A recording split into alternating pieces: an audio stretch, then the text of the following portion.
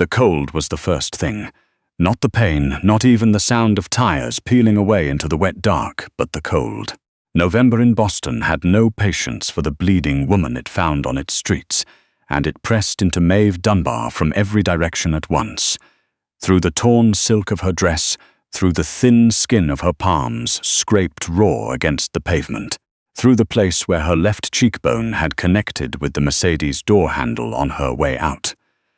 Her husband hadn't even fully stopped the car. She had been lying on that access road behind the stadium for less than 2 minutes when the headlights found her. 3 sets of them, rolling in formation, belonging to men who were dangerous in ways her husband could not have imagined.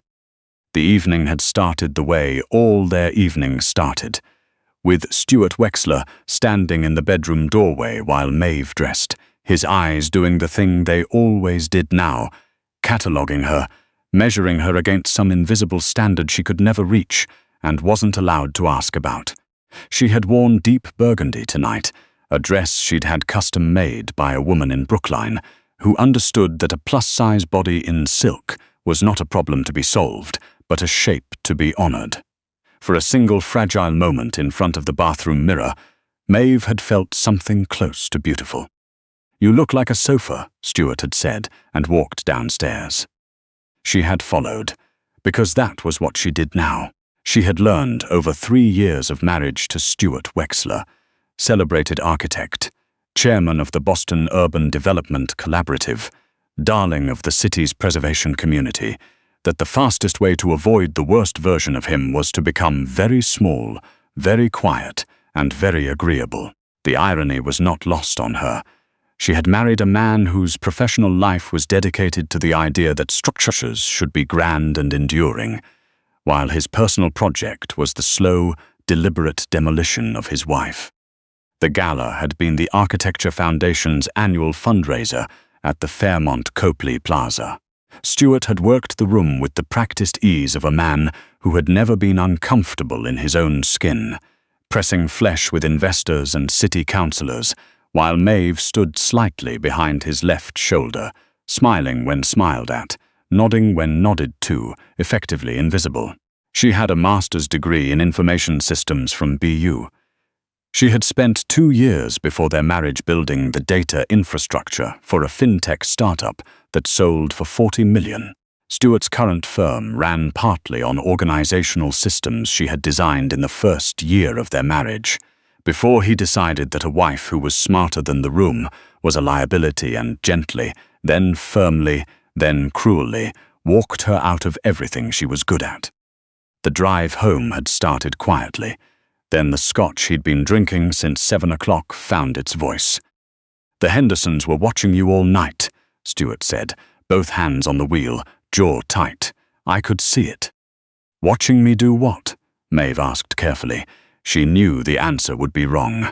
Every answer was wrong by this point in the evening. "Do you have any idea how that looks? Walking around like," he gestured at her with one hand, a vague, contemptuous wave that somehow managed to encompass everything she was. "Like that? I'm trying to close a $40 million commission. These people need to believe I have taste." She pressed her back against the passenger door and said nothing. Saying nothing was sometimes safer. "Do you know what Carol Henderson said to me?" she said. "Stuart, your wife has such a great personality." He laughed, a short, ugly sound. "That's what people say when they're being polite about the fact that you can't control yourself." "You used to be." He shook his head. "Never mind what you used to be." "I haven't changed," Maeve said quietly. "I've looked like this our whole marriage." Something flickered across his face. Not guilt exactly, but the recognition of a fact he'd prefer to ignore. Then it was gone. "That's the problem, isn't it?" The car drifted toward an access road running behind the stadium, away from the main street. Maeve noticed, but didn't say anything. She had learned not to narrate his choices back to him. "I've already talked to the lawyers," Stuart, flat. "Certain. I've already talked to everyone." The last part landed differently than the rest of it. Before she could process what that meant, his right hand left the steering wheel. He had heavy hands. She had always noticed that about him, the heaviness, and the back of it caught her just below the eye socket, with a crack that lit the inside of her head white. She didn't scream. The shock was too complete for screaming. The car had slowed to barely 20 miles per hour. Stuart reached across her, unlatched the door, and put his palm flat against her shoulder. The push was almost casual. She tumbled sideways out of the open door, the wet pavement rushing up to meet her, and she hit it hard, shoulder first, then hip, then cheek, rolling twice before stopping against the curb. Behind her, the door slammed. The engine revved. The headlights disappeared around the corner, and then there was nothing but rain and her own breathing, ragged and disbelieving. He left me here. The thought arrived slowly, the way all devastating things arrived, not with a crash, but with a quiet settling he planned to. Maeve lay still. The cold pressed in harder. Every word he had said over 3 years of marriage began to surface in the water pooling around her, and she could no longer tell where his voice ended and her own internal voice began. She closed her eyes. The rain came down steadily, without opinion. Then the headlights found her. Not one set. 3. 3 vehicles rolling to a stop in tight formation, their engines low and synchronized, the kind of vehicles that didn't belong on a rain-slicked access road at 11:30 on a Wednesday night. Doors opened. Boots hit pavement in practiced succession. "Boss, here," a man's voice clipped and efficient. "Is she conscious?" A second voice, deeper, quieter, with the particular quality of a voice accustomed to being the last one in a room to speak. "Barely bleeding, left shoulder looks wrong, could be broken ribs." A pause. "She wasn't hit by a car, boss. No skid mark, someone put her out here." Silence. Then the footsteps came closer, slower, and a shadow fell over Maeve large enough to block the rain. She forced one eye open.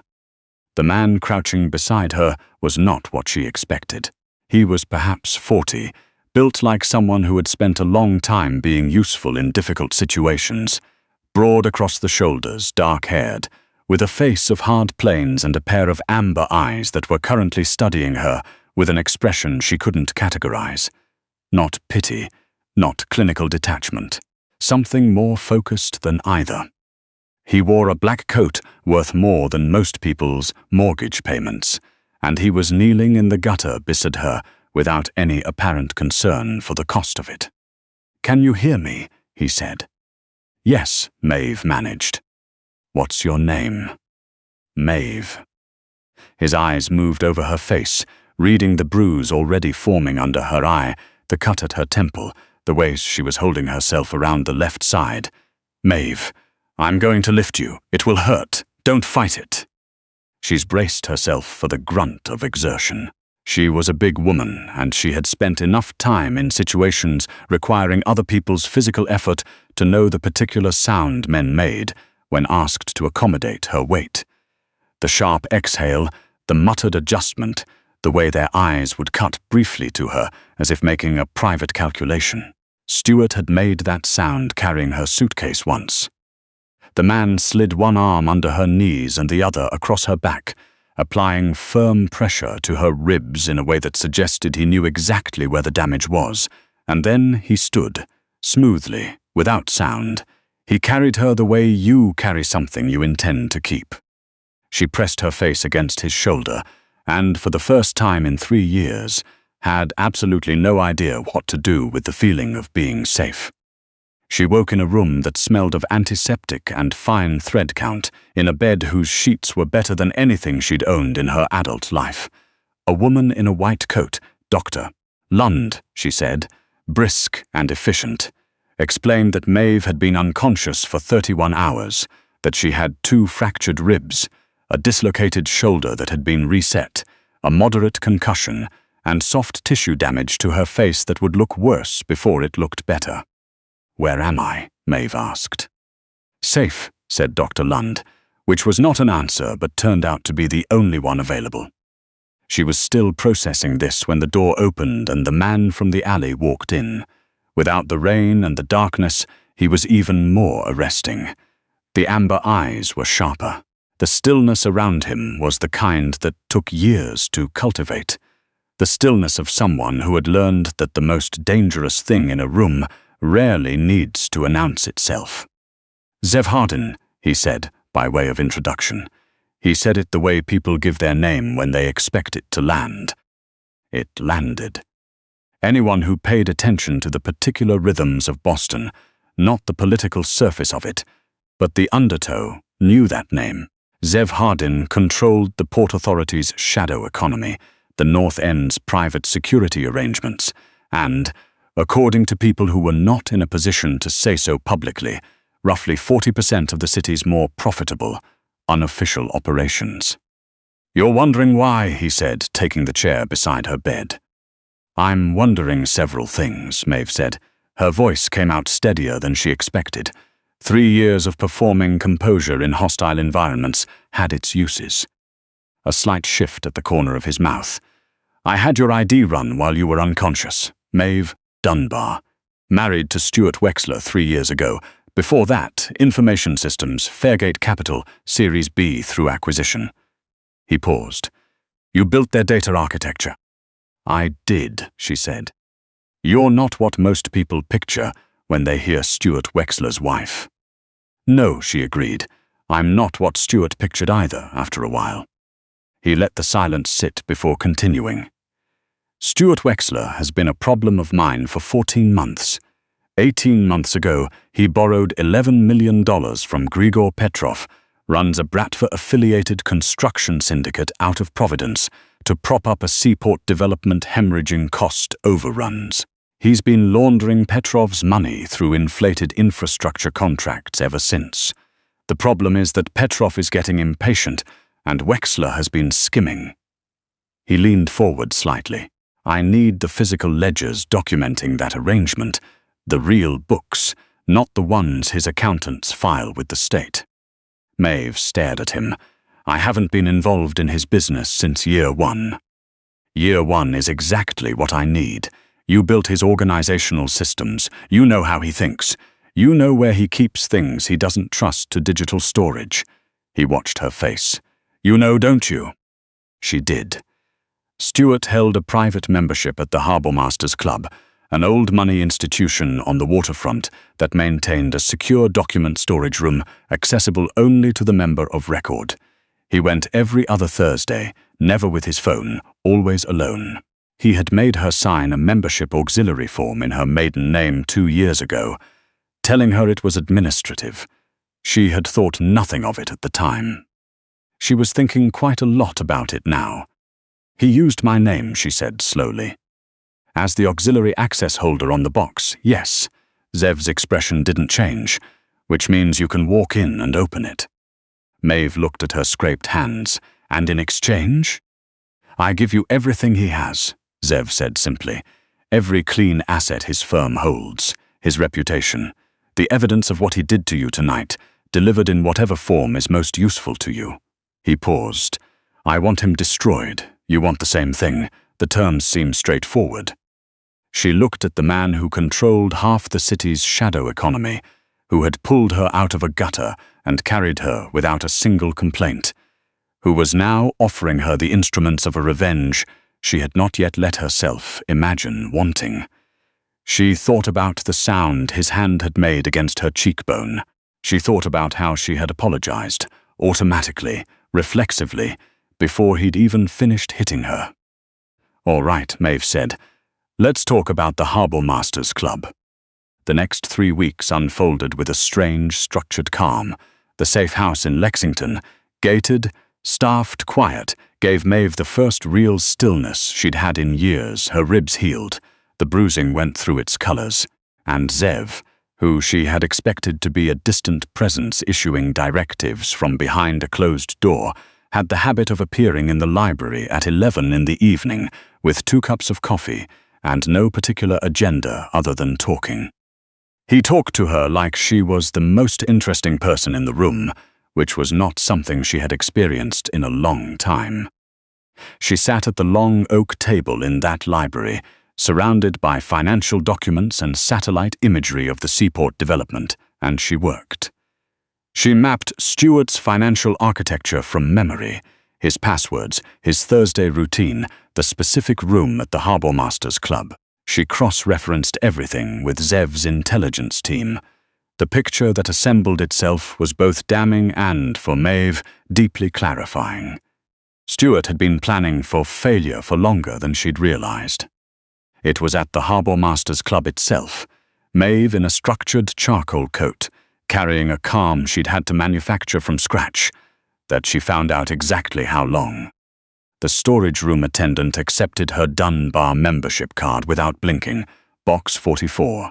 She carried it to the private viewing alcove and lifted the lid. The ledgers were there, 3 of them, a flash drive, a stack of contracts. She moved efficiently. The way Zev's team had trained her, she photographed each page. Then she reached the last item, a manila envelope with her full legal name written on the outside in Stuart's handwriting. She opened it. A life insurance policy, $12 million, underwritten through an offshore Cayman subsidiary, effective date 18 months ago. The primary beneficiary, Stuart C. Wexler, 70% of the payout in the event of Maeve Dunbar Wexler's accidental death. The secondary beneficiary, receiving 30%, was a woman named Whitney Orrell. Clipped to the policy were photographs, Stuart and a petite red-haired woman entering and leaving a Back Bay hotel on 7 separate occasions. Stuart and the same woman at a restaurant where he'd told Maeve, 8 months ago, that he had a client dinner and she shouldn't wait up. The policy's effective date, 14 months ago, 1 month before he'd borrowed from Petrov, 2 months before he'd had her sign the Harbour Masters auxiliary form in her maiden name. The night he'd hit her and pushed her from a moving car onto a dead-end street where no one was likely to drive until the cold had finished the job. It was not a fit of rage over a failed commission. It was a solution to a cash flow problem. She had been his exit strategy. $12 million, a grieving widower narrative, and a red-haired woman waiting in the wings. She sat in the alcove for exactly 60 seconds, long enough to feel the full weight of it. Then she put the envelope in her bag, smoothed the front of her coat, and walked out. 12 steps down the sidewalk, a voice stopped her. Maeve. Cliff Rayner, Stuart's head of site security, a former military contractor who handled the things Stuart couldn't ask anyone else to handle, was standing at the top of the club's front steps with a paper coffee cup in one hand and an expression that had shifted from casual to calculating in the time it took her to turn around. He had been told she was missing. His eyes were doing the math. He reached inside his jacket. The black SUV at the curb erupted to life.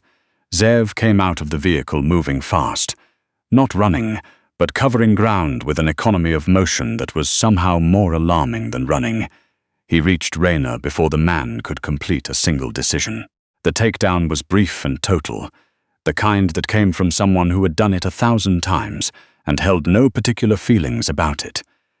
Rayner went down hard against the stone steps. Zev had one knee on the man's back and a hand wrapped in his collar before the coffee cup had finished, bouncing down to the sidewalk. "Tell your boss she's alive," Zev said quietly into Rayner's ear, "and tell him she's not his anymore." He stood, adjusted his cuffs, and turned to Maeve. His eyes moved over her. Checking for damage, she understood the same efficient inventory he'd done in the alley. Finding none, something in his expression settled. "Did you get it?" he asked. "All of it," she said. She retrieved the insurance envelope and held it out. He took it, read the cover page, then looked up at her. "He priced your life at $12 million. The tone was quiet and did not obscure the violence underneath it. "He thought it was a bargain," Maeve said. Zev's jaw tightened. He took both her hands in his, careful of the scraped knuckles, the fading bruise at the base of her right hand, and brought them briefly to his mouth.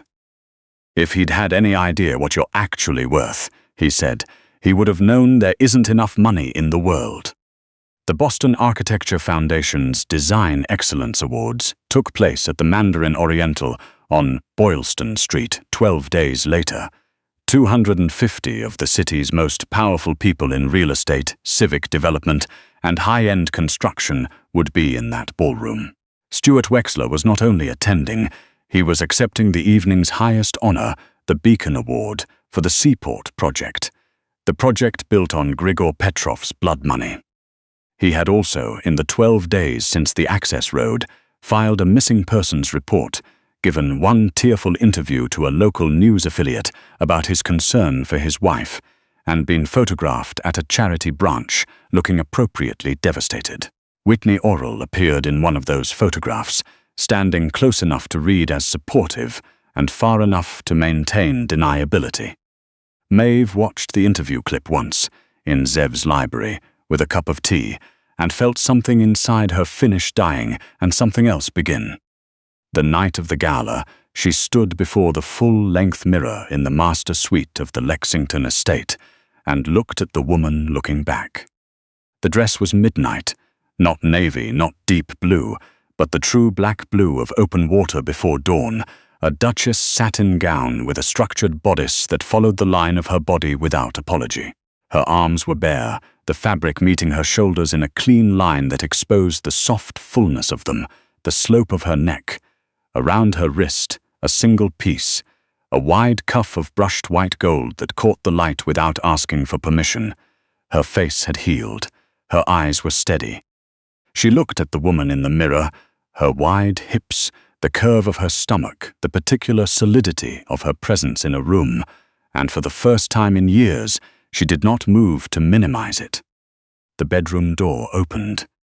Zev stood in the doorway in a black suit that had been made to fit him the way architecture is made to fit a site, specifically and with full intention. He stopped when he saw her. The practiced stillness she had come to recognize around him went a different quality. His amber eyes moved over her slowly, with the unguarded attention of a man whose composure had been temporarily disrupted by something he hadn't fully prepared for. He crossed the room. He stopped just behind her and looked at their reflection together. Her full and luminous in midnight satin, and him, dark and hard-edged and watching her the way you watch something you have no intention of ever letting go of. "Stuart Wexler is an idiot," he said, which was the most honest thing anyone had said to her in 3 years. His hands found her shoulders, warm, steadying. "Are you ready?" he asked.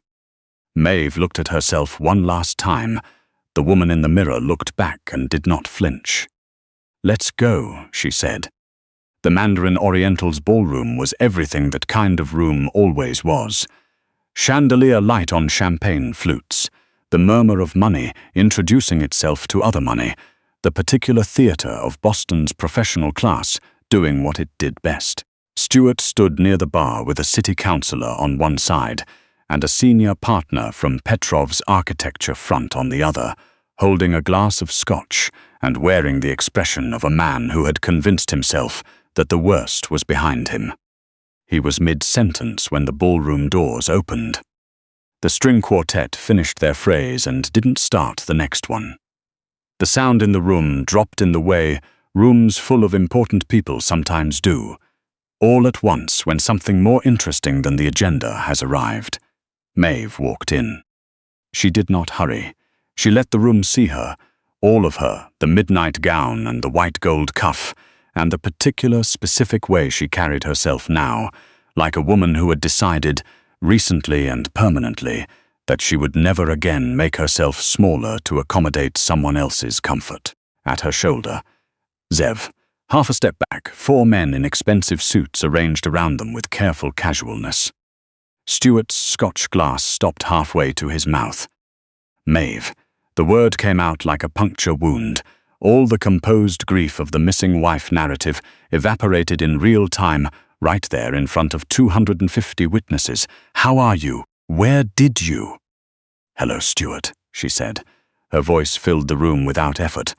"I understand you've been worried. You need to leave." He was already calculating, already pivoting to his public register. "She's not well," he announced to the room. "She's been dealing with serious instability, her mental health, her weight, the stress of our situation." "I found the insurance policy," Maeve said. The room went entirely still. She reached into her clutch and produced a flash drive, which she handed to the AV technician standing frozen at the equipment table. "Plug this in," she said. He did. The screens that had been displaying the Foundation's program flared white, then filled. Stuart and Whitney Orrell, documented by a private investigator over 14 months, entering and leaving a Back Bay hotel. The insurance policy, Cayman subsidiary, $12 million, 2 beneficiaries. Then the ledgers from the Harbour Masters Club, 8 months of money laundering itemized in Stuart's own handwriting, cross-referenced with Grigor Petrov's shell company accounts. And finally, one photograph, the access road behind the stadium, pulled from a vehicle security camera, Stuart's car, Maeve's body on the pavement, the car driving away without stopping. The counselor beside Stuart took 2 large steps sideways. The Petrov firm's senior partner began moving quietly toward an exit. "She is lying." Stuart's voice had gone strange. Too high, too fast, the polish stripped away entirely. Whatever she's told these people, she is not stable, she has never been. He came at her, 2 steps fast, hands out, aimed for her throat. Zev stepped forward once. It was not a long movement. Stuart weighed perhaps 190 pounds and was in reasonable physical condition for a man who believed squash counted as a sport. The difference in outcome was significant and immediate. Zev had Stuart's lapels in both hands, and the man's feet left the floor for a moment before the catering table behind him absorbed the impact. A silver ice sculpture and $400 worth of shrimp went across the polished marble floor. Zev leaned over the crumpled, gasping form and said one word, quietly enough that only Stuart could fully hear it. "Don't." Zev, Maeve's voice from behind him, quiet and certain. He straightened. "Look at her." "Leave him," she said. "He isn't worth the effort." Something moved in his face. Not disagreement, but recognition. He stepped back. Maeve looked down at Stuart Wexler. The ruined tuxedo, the shrimp, the wide and terrified eyes of a man who had spent 3 years as making someone feel worthless and was only now fully understanding what that someone had always been. "I didn't come here to hurt you," she said. "I came here to make sure you understood something before everything you built falls down around you. You spent 3 years trying to make me small. You did not succeed." She took one breath. "We're done." She turned her back on Stuart Wexler and did not look at him again. Zev offered her his arm. She took it, her hand resting over the steady beat of his heart, and they walked back up the center of the ballroom together, the crowd parting without being asked. At the doors, Yannick fell into step beside them and said something low in Zev's ear. "Petrov's crew just pulled up to the service entrance," Zev murmured. 4 vehicles. "I know," Maeve said. He looked at her. "I sent Grigor Petrov the ledgers 6 hours ago," she said, keeping her voice conversational. "Stuart has been skimming from him for 8 months. I thought he deserved to know." She paused. He seemed very interested. Zev was quiet for a moment. Then he made a sound she hadn't heard from him before, low and genuine and surprised into existence. It took her a half-second to recognize it as a laugh. They walked through the brass doors and out into the Boston night. The air off the harbor was cold and salt-sharp and absolutely clean, and Maeve stood in it and breathed it in until she felt it reach the places inside her that had been held closed for 3 years. The city stretched out in front of them, lights across the water, the old skyline holding its shape against the dark, permanent and indifferent, in the best possible way. She was 31 years old. She had survived. She had done more than survive. She had dismantled, rebuilt, and walked back into the room that had tried to define her, and she had defined it instead. Zev stood beside her, close but not crowding, in the manner of someone who had learned the difference between protection and possession. "Where to?" he asked. Maeve looked at the harbor, at the city, at the long open dark of a future that belonged entirely to her. Then she looked at the man beside her, the dangerous, careful, amber-eyed man who had lifted her from the gutter and handed her back to herself, piece by piece, without ever once asking her to be smaller than she was. "Take me home," she said. And she meant it in a way she hadn't been able to mean anything in a very long time.